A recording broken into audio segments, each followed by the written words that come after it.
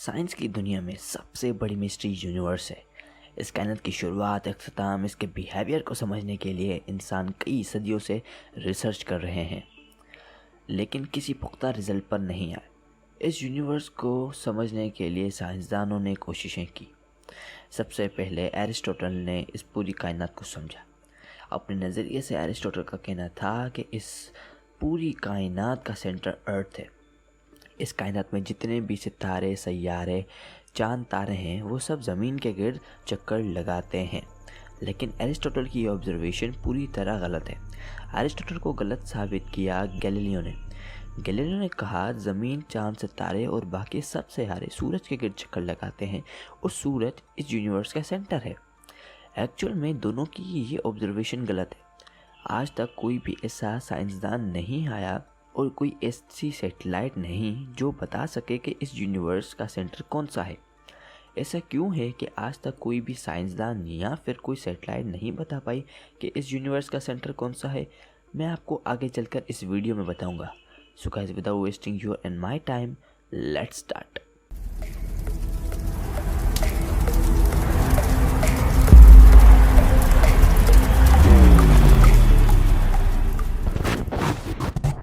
तो चलिए अब बात करते हैं इस कायनात की शुरुआत के बारे में। इस यूनिवर्स की बिगिनिंग कैसे हुई और कब हुई? इसका जवाब one of the most famous theory big bang में मिलता है।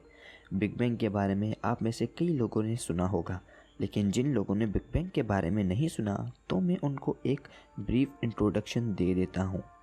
बिग बैंग दरअसल एक कॉस्मोलॉजिकल मॉडल है जो हमें इस ऑब्जर्वेबल यूनिवर्स की शुरुआत के बारे में बताता है। ये थ्योरी हमें ये बताती है कि कैसे हमारी यूनिवर्स एक्सपेंड करती है।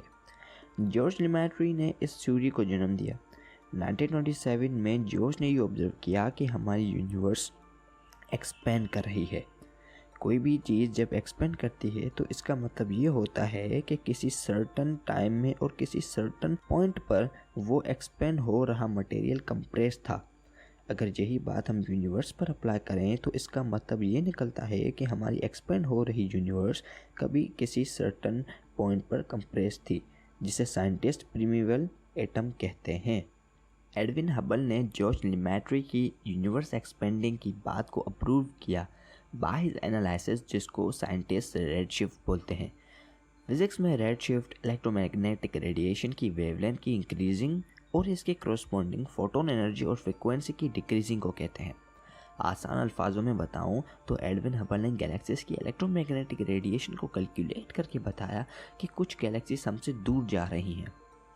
इस थ्योरी से हमें ये पता लगता है कि ये यूनिवर्स एक्सपेंड हो रही है और किसी भी एक्सपेंडिंग चीज़ का सेंटर पता लगाना लगभग नामुमकिन है। आप बलून की भी एग्जाम्पल ले सकते हैं। जब आप बलून को फुलाते हैं तब बलून किसी फिक्स्ड पॉइंट से नहीं एक्सपेंड होता। इसी तरह यूनिवर्स भी किसी फिक्स्ड पॉइंट से एक्सपेंड नहीं होता। इसीलिए साइंटिस्ट आज तक ये पता नहीं लगा पाए कि यूनिवर्स का सेंटर कौन सा है। ये था मेरे सवाल का जवाब जो मैंने आपसे वीडियो की शुरुआत में पूछा था। ये तो बात हुई बिग बैंग की। ऐसा एक और मॉडल है जो हमें इस यूनिवर्स की क्रिएशन के बारे में बताता है। इस मॉडल का नाम है एकपैरोडिक यूनिवर्स। एकपैरोडिक यूनिवर्स एक ऐसा कॉस्मोलॉजिकल मॉडल है जो हमें इस कायनात की शुरुआत और इससे पहले के बारे में बड़े लार्ज स्केल पर बताता है। इस मॉडल को एकपैरोडिक साइक्लिक यूनिवर्स थ्योरी भी कहते हैं, जो हमारी कॉस्मोस की फ्यूचर और पास्ट के बारे में बताती है। एकपैरोडिक मॉडल को सबसे पहले प्रेजेंट किया था Justin Corey, Brute Overt, Paul Steinhardt और नील ट्रॉप ने 2001 में। स्टैनहार्ट ने एकपैरोसिस नाम सजेस्ट किया था, जो कि एक्चुअल में एक ग्रीक वर्ड जिसके मायने है कॉन्फ्लिग्रेशन। ये वर्ड एक कॉस्मोलॉजिकल मॉडल जिसका नाम है स्टोइक है, उसको रेफर करता है। ये स्टोइक मॉडल इस यूनिवर्स में साइकिल ऑफ रिबर्थ के बारे में बताता है। वापस आते हैं हमारे एकपैरोडिक मॉडल पर।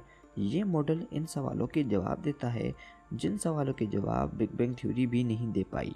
एकपैरोडिक साइक्लिक थ्योरी हमें समझाती है कि बिग बैंग एक्चुअल में एक बिग बाउंस था, या फिर हम ये कह सकते हैं कि ये एक ट्रांजिशन था इससे पहले वाली यूनिवर्स और इस यूनिवर्स के बीच में।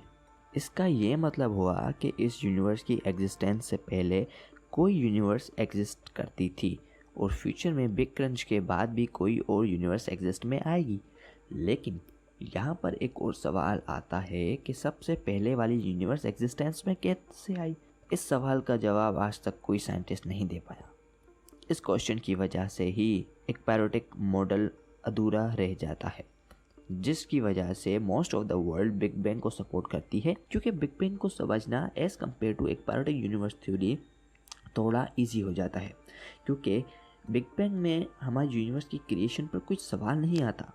बिग बैंग डायरेक्टली हमें ये समझाती है कि एक ऐसा सिंगुलरिटी, एक ऐसे टाइम पर एक ऐसा पॉइंट था जहाँ पर इस पूरी यूनिवर्स का सब मटेरियल कंप्रेस था और एक सेकंड के करोड़वें हिस्से पर ब्लास्ट हुआ और हमारे यूनिवर्स का जन्म हुआ। इसी के साथ मेरी ये वीडियो एंड होती है। आई होप कि आपको मेरी ये वीडियो बहुत पसंद आई होगी और आपको समझ आया होगा कि एक पैरोटिक यूनिवर्स थ्योरी क्या होती है। सो गाइस, अगर आपको ऐसी ही इंटरेस्टिंग वीडियो में इंटरेस्ट है तो हमारे चैनल को सब्सक्राइब करिए। Keep subscribing, keep smiling.